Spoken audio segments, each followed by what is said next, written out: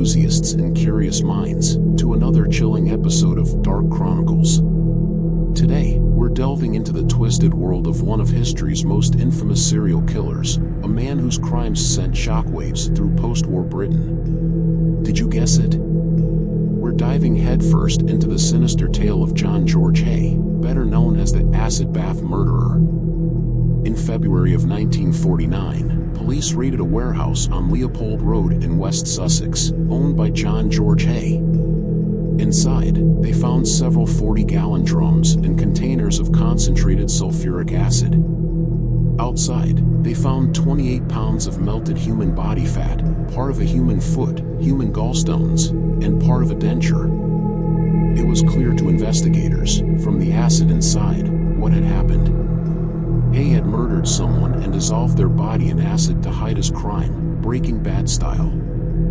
However, what would become more shocking over the course of the investigation was that he had done it before and had planned to do it again, had it not been for one small misstep. John George Hay had not started out a killer.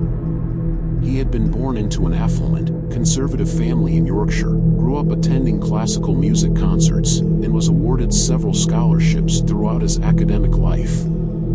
His charmed adolescence ended at the age of 25 when he was arrested and jailed for fraud, just months after marrying. Upon his imprisonment, his new bride left him, and his conservative relatives decided they wanted nothing to do with him.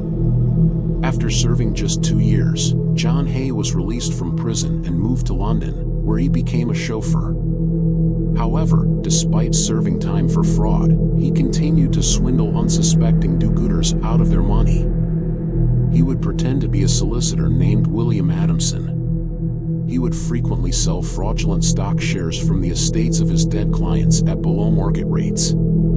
Eventually, he was caught when one of his clients realized he had misspelled his false name on a legal document. In 1939, he was arrested and imprisoned again, this time sentenced to 4 years for fraud. While in prison, Hay realized that his biggest downfall was that he had left his fraud victims alive to report the crimes.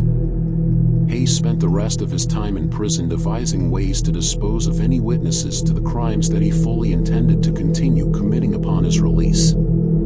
He began researching the French murderer Georges-Alexandre Seurat, whose signature had been dissolving his victims in sulfuric acid.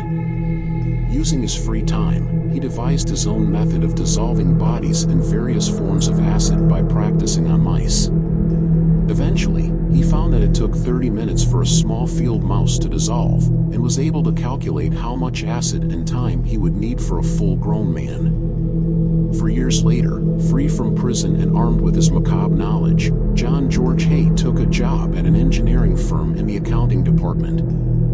Soon after, he ran into an old friend, named William McSwan, whom he had worked as a chauffeur for. McSwan told him about his new venture as a landlord, collecting rent from the tenants who stayed in his parents' multiple properties. Though he had a well-paying job at the engineering firm, Hay became jealous of McSwan's seemingly lavish lifestyle and the little effort he seemed to put into it. A few months after bumping into him, Hay lured McSwan to an abandoned basement and hit him over the head. Using his newfound disposal method, Hay put McSwan's body into a 40-gallon drum and filled it with concentrated sulfuric acid. 2 days later, McSwan was nothing more than 100 or so pounds of sludge, which Hay poured down a manhole. Riding the high of his successful murder, Hay took over McSwan's landlord duties, telling McSwan's family that he had run away to avoid being drafted.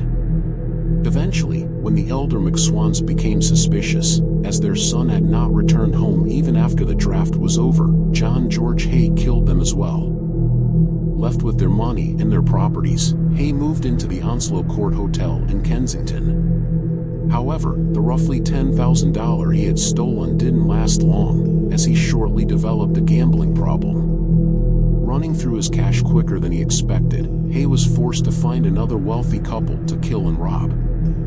After feigning interest in a house that was for sale, Hay murdered the owners, Dr. Archibald Henderson and his wife, Rose. Both Hendersons were disposed of at a warehouse in Gloucester, where the McSwan family had also been killed. The warehouse seemed to be the perfect place, as it was relatively remote and contained a manhole where the human sludge could be easily disposed of. After the 5 murders, John Hay rented a larger warehouse on Leopold Road with more space for his drums and acid concoctions. Here, he would kill and dissolve his final victim. Olive Duran Deacon was a wealthy widow who lived at the Onslow Court Hotel with Hay. Olive thought herself something of an inventor, and, upon finding out that Hay worked at an engineering firm, asked if she could talk to him about an idea she had for artificial fingernails. Hay took the opportunity to lure her to his warehouse and murder her there. Olive Duran Deacon was the body that investigators discovered outside the Leopold Road warehouse. You see, unlike Hay's previous disposal grounds, the Leopold Road warehouse had no floor drain and no manhole access. Unable to pour the sludge quietly into the sewers, Hay had been forced to dump it in a pile of rubble behind the warehouse, where it was easily uncovered by investigators. Upon the discovery of Olive Duran Deacon's body, Hay was arrested and charged with murder. Now known in popular media as the acid bath murderer, he pleaded insanity and claimed that drinking the blood of his victims had driven him mad, though there was no evidence that he had in fact consumed human blood.